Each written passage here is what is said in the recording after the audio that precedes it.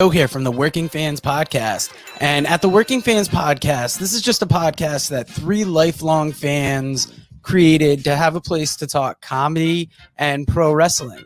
Now, our comedy podcast releases every Tuesday, while our wrestling podcast releases every Thursday. We release bonus episodes under the moniker Working Fans Presents every now and then. You can find us on Apple Podcasts, Google Podcasts, Spotify, Breaker, any major podcast provider. The important thing is just please like, rate, review, subscribe wherever you listen to us. Now, we have started a new thing. We are now on Amazon and Audible. So those episodes release every Monday. And that's kind of going through the archives and just releasing our old episodes in a new area. So if you want to live through the process with us again, take that journey with us again, you can find us over on Amazon and Audible. Now, if you can't get enough of us in the audio form, check out our YouTube. It's youtube.com/C/Working Fans Wrestling Pod, or just search Working Fans Podcast on YouTube. We have the whole archive is up there. And if you listen to the Working Fans Podcast, you are more than familiar with the 531. That is our signature segment where we take your top 5 lists on a particular subject, vote it down to a top 3, and then debate it down to a top 1.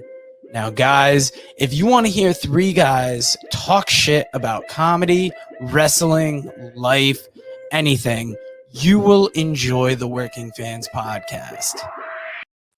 Fans, welcome back for Working Fans Saturday, episode 44. This week, we have a special comedy episode with friend of the show and guest Dame FK. If you don't know who this guy is, you are fucking up. But we will introduce you to him shortly after our intro.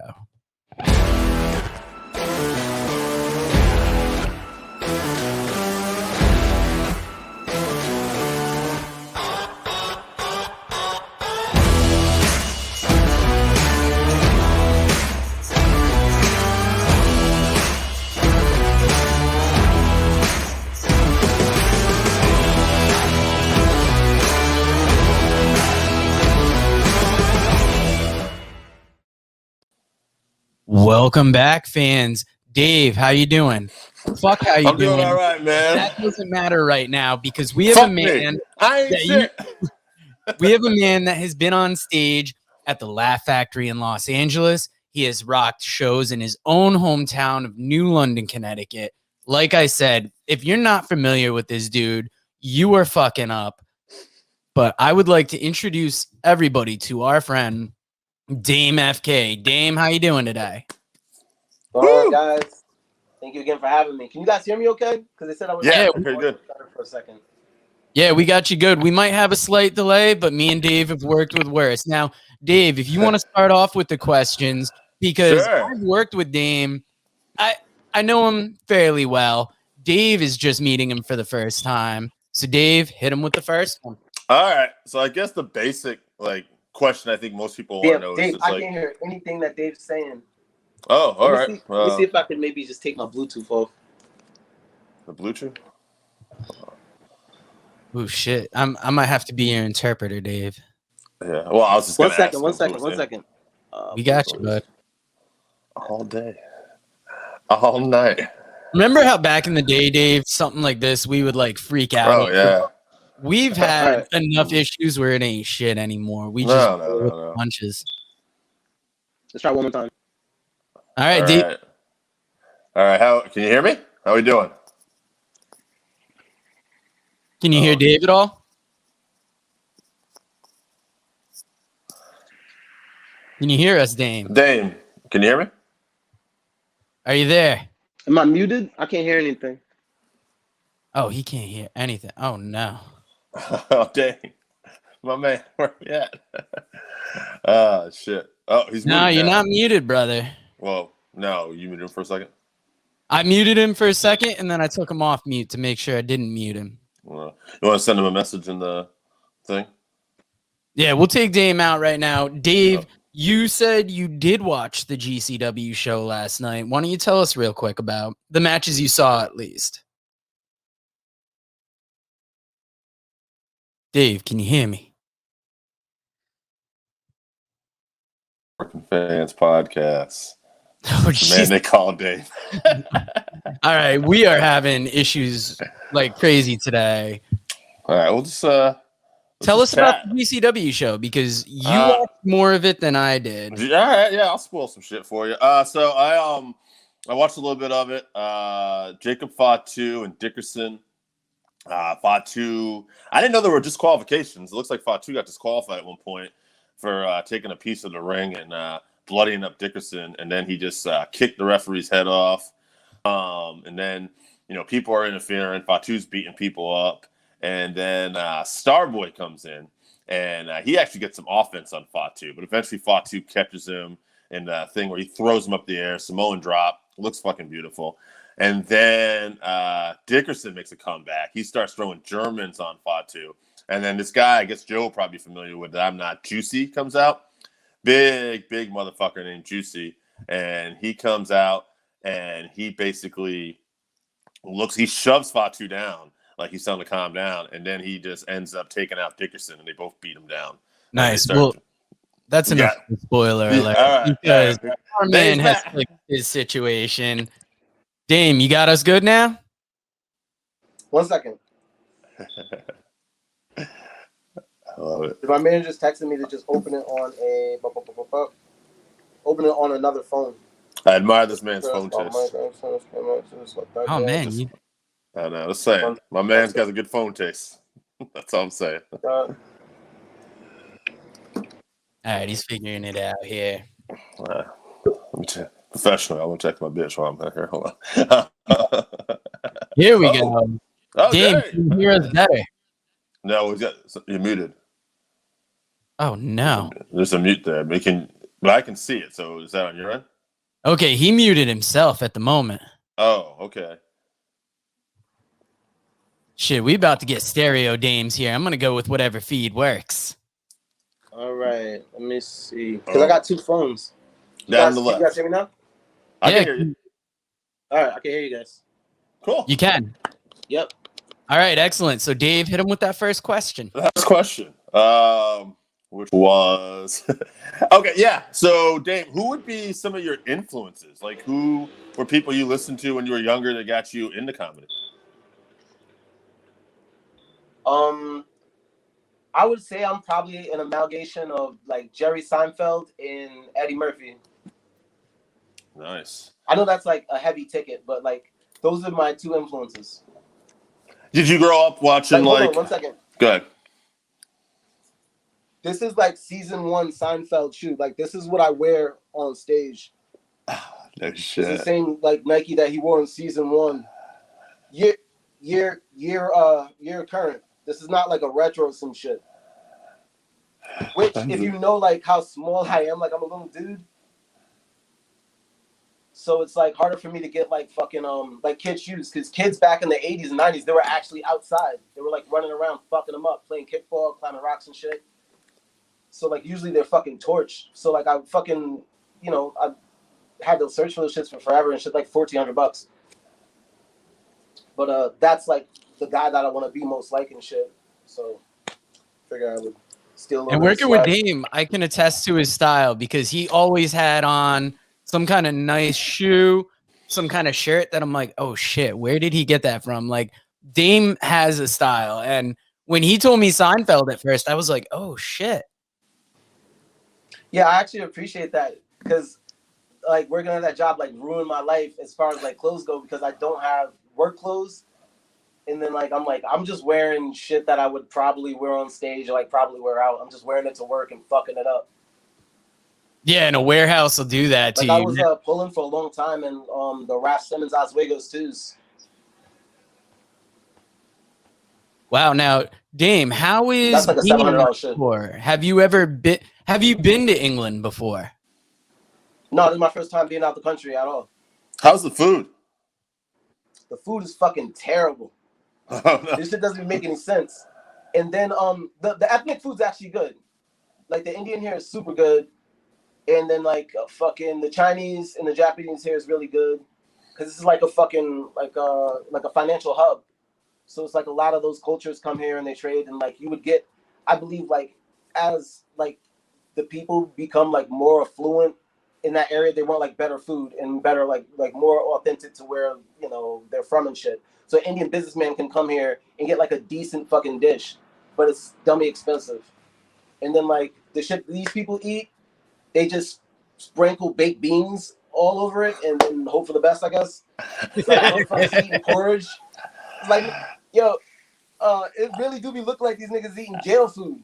Like, I don't know if you ever seen like what they feed niggas in jail, but like that's what they're eating and shit on a daily basis. It's fucking insane. Holy shit. Well, now, what is the hardest thing to adjust to being over there? Is it the food? Is it the time? I know you said earlier that jokes hit different, and there's some punchlines that just don't like translate. Yeah, this shit don't work at all. Like right now, my big joke is a bit about getting Sour Patch Kids out of a woman's vagina, and then like, which is it's fair. It's like it's pretty blue. It's crass. So it's like I'm working on that, and then like after the show, people come up to me and they're like, "Yo, we loved your stuff, mate. Awesome stuff." And also, what the fuck are Sour Patch Kids? Wow, they don't have Sour Patch Kids. I have no idea. If they did, they put baked beans on it.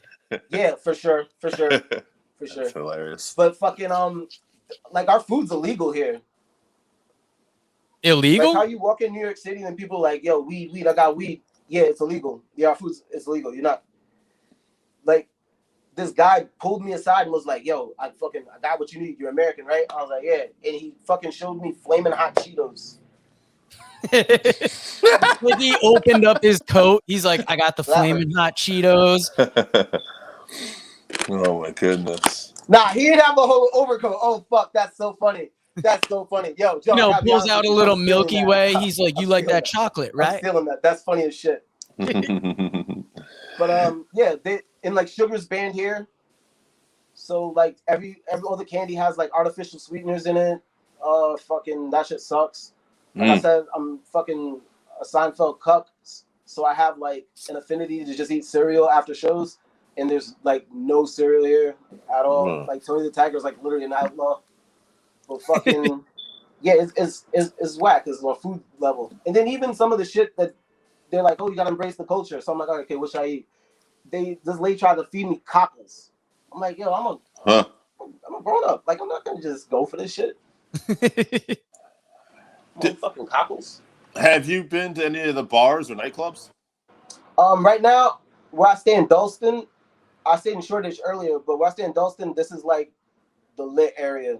So it's like there's 40 clubs and bars just on the fucking road.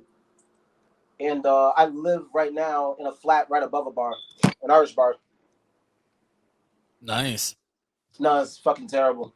Now, what's they be finding all types of stupid reasons to drink. These motherfuckers was down there watching a dart tournament on like 16 fucking flat screens going nuts. And there's not a dartboard in there. Oh, shit. That's got to fuck your sleep up. Yeah, I have not slept. I have not slept since I've been here. They gave me this tea, like kava tea, and it's supposed to like knock you right out and shit. But it just made me like super high. So I'm just drinking that. Nice. Now, what's the tour you're on? Who are you with? It's just me, bro. Nice. Just that's got to be crazy to be able to do your thing. That's a very inside baseball comedy question that like be burning me up when people ask me that, because I'm like, I'm dope enough to just do it myself.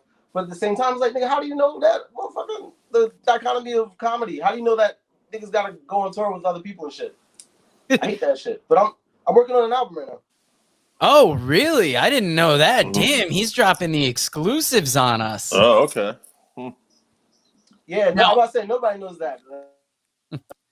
I saw one of his last show. I think I saw your last show in the States that you did at Hot Rods. And I got to know, have you ever been presented with a bill on stage before? Because when the dude I was sitting with is like, "Nah, send it to Dame on stage," I'm like, how the fuck are you going to hit him?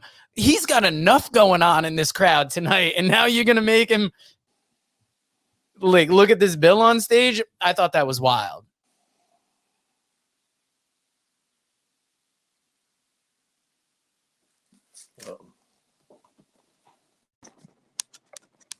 Oh no, I'm not hearing him now. I was gonna say this could be. I know this is where the gold's at. I know. I'm missing the story. Yeah, we can't hear you, Dan. There's no snare in my headphones. Sorry. Flashback to Dave Chappelle.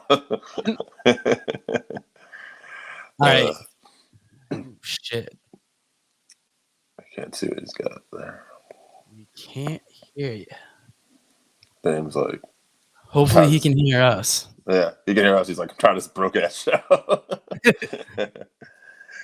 Poor guy. Out in England, eating baked beans, and he's got to deal with this. Okay, Dame, you muted yourself. Oh, okay.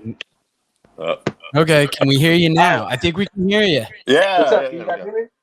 Yep. We can hear you now. So we missed everything about being presented with the bill on stage. Okay. Oh yeah. I mean, I was already in the throes of it because my mom was there, fucking drunk as shit, like making a goddamn scene. So I was just like, this is just happening. But yeah, I've never seen a lady give the finger to comics on stage and be like, "You ain't shit." Yeah, that's my mom. I heard better jokes. It's so funny because you were like, I never seen a lady. I'm like, who's he talking about? And he was like, you ain't shit. Well, that's my mom. Not a lady in any form. That is not a fucking. It's not a lady. It's not a reputable woman. She never really supported the comedy, so she like kind of chose that day to come. And I don't know. It just kind of rubbed me the wrong way. But as far as the bill goes, I made a shitload of money that night. I made like $2,000+ that night, so it was kind of like whatever. But it was just funny the way like you got the bill on stage and you're like, how you gonna get clam chowder? It's hot outside. Yeah, he was just running it up. It really looked like he was buying groceries. I'm like, some of that shit's not even at your table. Like for real. Trust this thing on the way out, because you just order everything. Yeah, they got a couple different types of wings. I'm like, oh man, I ate at the fair before I came down here. I just came down to laugh, but. Oh shit! I thought you were in on that bill. That was 2 people. Yeah, I mean, I had the beers. Yeah. Oh, fair enough. You know, it's whatever. Like I said, my business model when I started this year, I sat down with my business partner. He was like, okay, so you got to make like money. You know what I'm saying? Like you've done enough like of the craft work. Like, you have to actually transition this into money and shit. So when I was thinking about putting, fucking all my finances in a fucking row, I'm like, okay, I got to make my shows profitable. And I gotta make my shows also work for me in a sense where I can record the album and have like the material ready for the album. And then also I have to make sure that I can, like live my fucking life. So what we did was we just found a bunch of 50 people venues, and we just charged $20 tickets. It's just $1,000. And he was like, okay, I'm gonna book you 150 of these this year. And then I've just been doing that. I think I'm like 40 of those deep right now. So when I did Hot Rod's show, it was 65 people, $20 tickets. And then he didn't know I was going to charge people for the show. He was just paying me $1,000 to do the show. I moved another show I had in London to do the show because he won some type of fucking raffle. He took his entire staff to Disney World. So he like canceled the show I would have had beforehand. He was like, I'll make it up to you. He gave me $1,000. Fucking, I booked the gig. I'll probably tell him too much. I hope he never watches it. Then I just sold tickets for it. I was like, I got the money already from it. Like, what else can go wrong with shit? I sold the tickets. I sold that shit out. I oversold it actually. Sold about 75 tickets, a 65-person room. So the $190 I think fucking Mike and his lady spent shit. It was like a drop in the bucket. I was just really happy to do it, and I was so proud of myself that I had the money to do it. I was like, the plan's working perfectly and shit. And this is like a perk that comes with it, is you're able to kind of reciprocate the love and fucking support that the people around you are giving you. You're able to kind of trickle that down to them. And how nice is it to do a show in your hometown, because the view was tremendous. The restaurant was great. It was hell. That shit was literally hell. I wish I could brought you upstairs because that's where all the comics were sitting and shit. But it's so hard to do comedy there because these people kind of like know me, and that's a super small town. It's a very small community. You work there, so it's like I see these motherfuckers later on. Like, you know what I mean? Like if the show doesn't go good, like they're just in ShopRite with me. Like, yeah, we hate your guts. I feel like really like Krusty the Clown in my hometown. It's like these people really don't be fucking with the comedy at all. Like, they came out to support. I was going on tour, and so a lot of them there, that was their first time ever coming to see me do anything at all. A lot of them. A lot of so home field disadvantage. then. Yeah, there you go. Yeah. It's if you're a Mets fan, it's being a Met in New York. Now, how tough is it to be the funny guy where you're at? Because I know at work, you were always hilarious, but sometimes like we wouldn't get your humor until you walked away and we're like, oh shit, that was funny as fuck. Like the one night you were talking about, you were waiting for Tommy to use the N-word so you could own his job. And I'm like, that might be the funniest thing I fucking heard tonight. Oh my god, that's so fucking funny. Yeah, I love Tommy and those guys and shit, man. I don't know. I always kind of fashioned myself for being a little bit ahead with the humor. I don't even, I don't really know how the fuck it worked out that I even have this particular sense of humor. But yeah, either get it or you'll get it. That's how I feel about that. Yeah, like you and me had a discussion about Mel Brooks, and you talked about, was it that he killed Leslie Nielsen's comedy career with Dracula Dead and Loving It? Comedy career. He murdered Leslie Nielsen's comedy career. Leslie Nielsen was a fucking sensational act in the early 90s. I don't know if you guys know Leslie Nielsen, but like Naked Gun, Police fucking Squad, like that guy's amazing. And then he would do like the spoof joints and shit, and that's kind of in Mel Brooks's vein. Like that's a little bit brooky. And then so they hooked up together in the 90s to do I think like Dracula Done to Death or something, and it bombed. It was the first time Leslie Nielsen was like critically panned. Like people just didn't like. He never read like bad reviews of himself. Watch any just normal interview of Leslie Nielsen. He has some of the best comedic acting timing I've ever seen for in my life. If you're like a Will Ferrell fan, you can get some of that. There's some synonyms there. Dame, I was curious. One thing we were talking about before, you were talking about having a business guy. At what point in your career did you have somebody like, okay, you start looking at this more as a business? Was it right away, or did that take some time? I actually had a landlord. Like my landlord, he was just like really concerned of how I was gonna make rent doing comedy. Like he wasn't really like apprehensive about the comedy. He thought I was like a drug dealer. And he was like, here's this young. He's like, well, how do you have this money? And like, my parents have money. I don't have money, and I just didn't want to live in a property my mom owned anymore. So I was like, I'm just gonna find some place. So I saved a bunch of money, and then I was like, all right, I'm gonna go ahead and I'm gonna fucking pay the rent out front. And I guess that's something you don't do. You don't just show up with like 10 months rent and like cash and shit. And he was like, okay, what the fuck do you do? And I was like, oh, I just took like a loan against a trust fund, and like I'm just trying to like make my bones here. And then that guy was like, I want to like make sure that you're being smart with your money, and also that you're being profitable. Like it's nothing to just pay your rent, but if you're not actually making money during that, then we'll be right back to square one when you won't have this bunch of cash. So he was one of the people that was instrumental in that early on. Wow. He kind of like let me on a couple of just different financial tidbits, and then along the way, I kept reasonable relationships with promoters. Like that's really the big thing with me. Oh, yeah. You walk outside of a venue, there's a guy handing out flyers for you to go in there and dance or smoke hookah or whatever. And I was like, oh, if I did comedy here, I could get that guy to do this, and it wouldn't eat into the business that they have. It's live audience still, but it's not a rap act, or it's not whatever the fuck they already have going on. It's not DJs or whatever. You can still make concession, and a lot of bars and clubs were receptive to that, and it just kind of funneled from there. Nice. Now, it's so weird that I explained this to you, because that's how you do it. You know what I mean? And now everyone's like, oh, you gotta have 1,000 followers, you gotta do this, like that. None of that matters. None of that shit works. Like it's something that kind of happens along the way. It's collateral damage to me.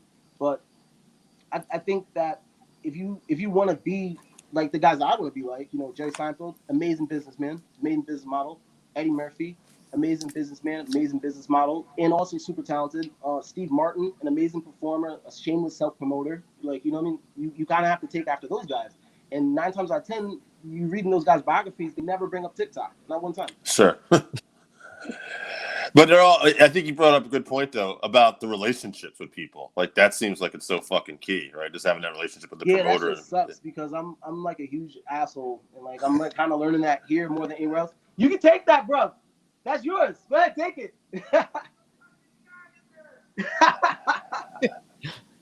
As he's talking about being an asshole, he's giving stuff away. Like, no, that's no. I'm gonna show you the video of what that is and shit. Let me see if I can do that while you're on the phone.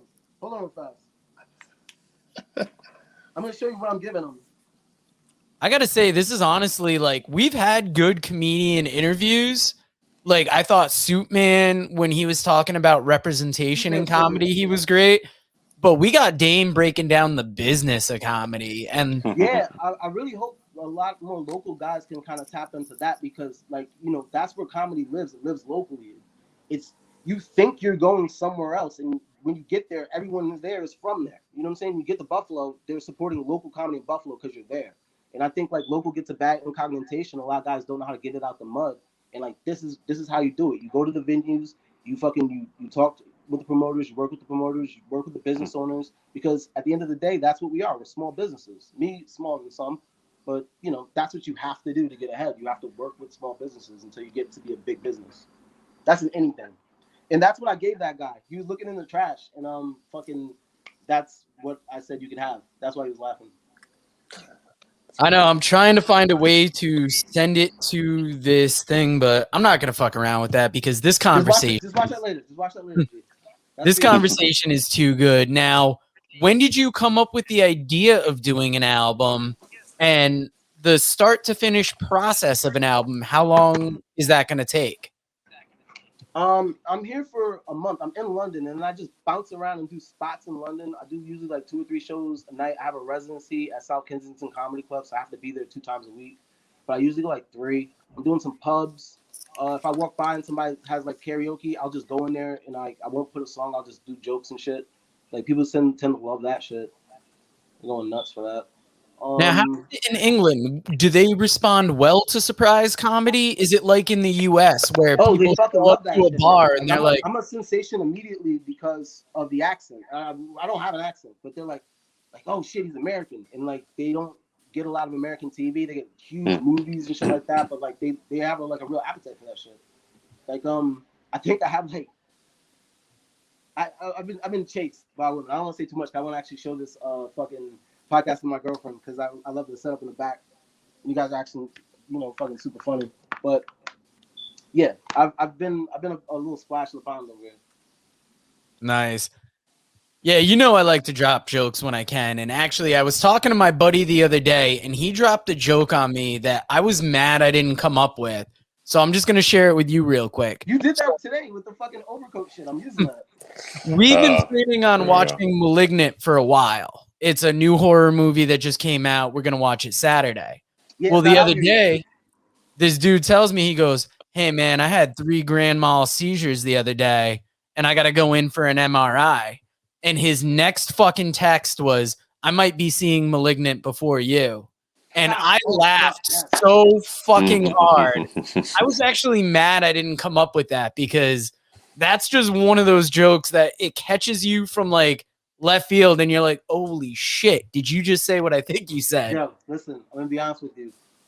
Malignant's not out here yet. And if you hear what you just said on the album, I apologize and I'll send you a check. Oh my God, please steal it. Like, I remember one time I popped you by the fucking dumpster outside of work because I went out at the end of the night throwing plastic away with these dudes. And, hold on, time out. Dave, do you know what he's talking about? Like, has he talked about work enough? Yeah, I've heard the stories. I know about a guy named Red too, who was like, oh shit. Yeah, you don't fuck with Red. Dave, the Red Man. Dave called Red Booger Red, and Red comes up to me one day. He goes, "Hey man, I listen to your podcast. Who the fuck is Booger Red?" And I'm like, "Oh, Dave took some liberties. That redheaded faggot. I'll reel him in a little bit." Dave, you're a bold guy. You're a bold guy, man. I've not met Red, but once I heard that claim, I'm like, okay, anybody who's willing to threaten me here, I'm like, he sounds like a guy I better like take heed to and just go, okay. Yeah, I would have not have done that. Fuck. I was terrified I got the entire time I was there. I'm like, I'm glad he's on our side. Like, you never really know who's a white nationalist until it's too late. But I was fucking like kind of feeling him out. And then he, like, I think there was a Trump pin floating around the warehouse that people were using the sign shop. I'm like, who the fuck's Trump pin is this? Like, I gotta find this guy. And I thought it was Red initially. And then fucking, he's a Bernie bro. Dude, so I'll tell you, you just reminded me of something. You said you don't know who a white national is. I remember I'm 44. I was like in my early 20s. And this guy who was like a rapper, he's working this little Hicks Voluntown area. Joe know about Voluntown. And he goes up to me. He's talking to me, hanging on, talking to me. I'm trying to leave. I'm like, I was like, he's a good, nice guy. I'm like, hey, what's going on? Like, I was going to get going. He's like, you mind sticking around for about a half hour until my girlfriend gets here? I'm like, yeah, what's up? He's like, not everybody in this town likes black people. I'm like, oh my God. That's so okay, yeah, Yo, I'll stick around. That's a little bit how it is out here in certain parts and shit. Like, you do get like, oh shit, a black. And then like, I'll have to like calm them down. Like, no, it's fine. I'm from America. I don't have any guns or anything like that. They took everything I had when I got here. All right, so back to the story about work. The first time I popped Dame, and I felt proud of myself because when you can make a comedian laugh, you're like, "Oh shit, I got it." But we're throwing away plastic. I'm helping these guys out. Dame comes out and he goes, "We're doing this together like a family." So I threw the rest out. I finished up. And I didn't sound like that. No, you didn't sound like that. I mean, it had your inflection, but all I remember is as I was saying, I didn't sound like that. I was like, I do appreciate he did not inflict a black accent right now, so I gotta let that slide. That's funny. Yeah, I mean, if you want me to throw it in there, I could do it. No, it's quite right. So he came out like that, and I finished up. I was the first one, so I'm like, yeah, I'm gonna make my dad and fucking leave. Oh my God, yo, son. Yeah, Dame starts laughing, and I go, no, it's all right. He's dead. He didn't abandon us. That sustained me working at that job. I did not want to work that job at all. Like, I got coerced into working that shit. But yeah, that sustained me for like another month. I was like, yo, I can do this shit. Like, comedy's here. I can work on it. Like, it's fun. Like, I can still come in here and fucking laugh. Like, dude, we worked one of them shits. It was like 4:00 in the morning. I was like, yeah, this is my last day of labor ever. Like, fuck this shit. Yeah, that stuff was tough. But I mean, when you got Dame looking at you like Eddie Murphy, Kevin Hart, or that wasn't the comparison, but he would make you pick between a couple people. He goes, don't worry about it. I'll come back to you later. And then the whole night, I'm like, fuck, who do I like more? It was Jim Carrey movies, actually, because you're like, favorite Jim Carrey movie. And I'm like, oh, God, I don't know if you're going to like right now on the spot, favorite Jim Carrey movie. You better have an answer by the end of this goddamn podcast. And I want a favorite Tom Hanks movie, too, you son of a bitch. Oh, Tom Hanks. Dame doesn't play fair. He'll hit you with the one you think you got, and then he goes, I'm about to embarrass you. Love this. You know what? I think you blew me away with your Jim Carrey. I think you had Andy Kaufman's in there, or fucking the fucking Spotless Mind John. No, you got Truman Show. And usually motherfuckers are like, oh, Jim Carrey, fucking The Mask, Ace Ventura 2, goddamn Phone with Dick and Jane. No one says Truman Show. That's just fucking amazing. It's one of my favorite films. Yeah, it was Truman Show, and then it was like Man on the Moon second, because you can see the poster behind me. You noticed it. It was so fucking perfect. That's a perfect answer, honestly, to me. Tell us about your love of Andy Kaufman real quick, because usually we talk wrestling on this show. Andy Kaufman is the perfect mix between wrestling and comedy. Yeah. He's the best of all time. Well, you know, a lot of wrestling that we even grew up on, you find out like there's like, you guys wouldn't know him, but there's like middling comedians that are like sitting in goddamn Greenwich writing this shit with Vince. Like, they're writing the storylines. I found out all this shit. I used to listen to a lot of Opie Anthony like in high school, just so I could like know when people were being racist to me. So I was like, I have to figure this out. Like, I need to know all the racist terms, all the jokes.